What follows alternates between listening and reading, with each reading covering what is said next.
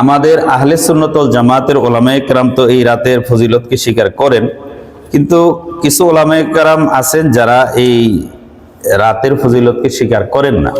এই বিষয়ে আপনারা দেখবেন, এটা ইউটিউবে পাওয়া যায়, আমার কাছেও এই ভিডিওটা আছে। 1440 হিজরির মসজিদে নববীর একটা খুতবা।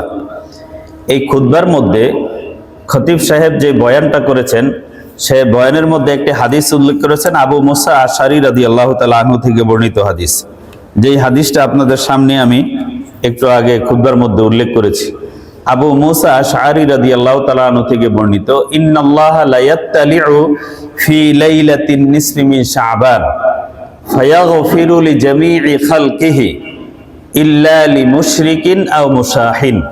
আল্লাহ পাক রব্বুল আলামিন লাইলাতুন নিসফি মিন শাবান তথা শাবানের 14 তারিখ দিবাগত রাতে বান্দাদের সামনে আবির্ভূত হন। ইয়াত্তালিউর শব্দের অর্থ হলো উদয় হন, মানে আল্লাহ পাক রব্বুল আলামিন বান্দার অভিমুখী হন। ফায়াগফিরু লিজামিই খালকিহি, সমস্ত মখলুককে আল্লাহ পাক রব্বুল আলামিন ক্ষমা করে দেন। ইল্লা লিমুশরিকিন আও মুশাহিন, শুধু মুশরিক যারা শিরিক করে তাদেরকে ক্ষমা করেন না। আও মুশাহিন, যারা হিংসুক বিদ্বেষ পোষণ করে, মানুষের সাথে মানুষের শত্রুতা পোষণ করে, ভাইয়ের সাথে ভাইয়ের প্রতি বিদ্বেষ এবং ক্ষোভ পোষণ করে, যার ভিতরে আরেক ভাইয়ের প্রতি ক্ষোভ আছে, এরকম ব্যক্তিদেরকে এই আমভাবে আল্লাহ ক্ষমা করেন না।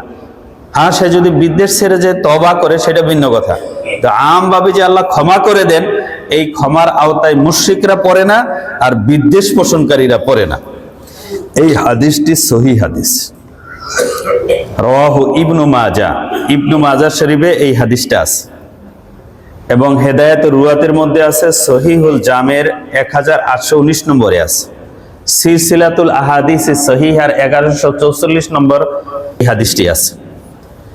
এই হাদিসটি সহিহ এবং এরকম আরো বর্ণনা আছে, সহিহ বর্ণনা, যেই বর্ণনাগুলো এই রাত সম্পর্কে সহিহ।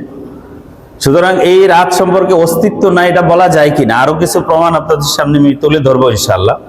সেই খুতবার আমি অংশ আপনাদের সামনে তুলে ধরছি। মসজিদে নববীর খুতবার মধ্যে এইভাবে বলা হয়েছে, ইয়া মা'শারাল মুসলিমিন ইন্না লিল্লাহি তাআলা ফিন নিসফি মিন শাবান মাগফিরাতান তা'উমুল মুমিনিন। আল্লাহ পাক রব্বুল আলামিন লাইলাতুন নিসফি মিন শাবানে, শাবানের 14 তারিখ রাতে আমভাবে সমস্ত মানুষকে মাফ করে দেন।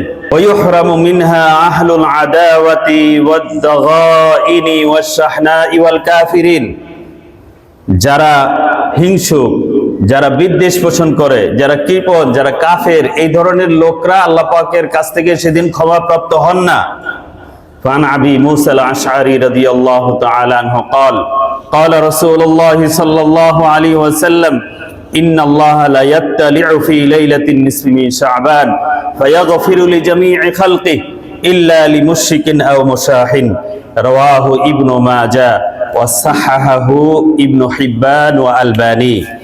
ইবনু হিব্বান আলবানী এই হাদিসটাকে সহিহ বলেছেন এবং সমস্ত হাদিসের কিতাবে এই হাদিসকে সহিহ বলা হয়েছে।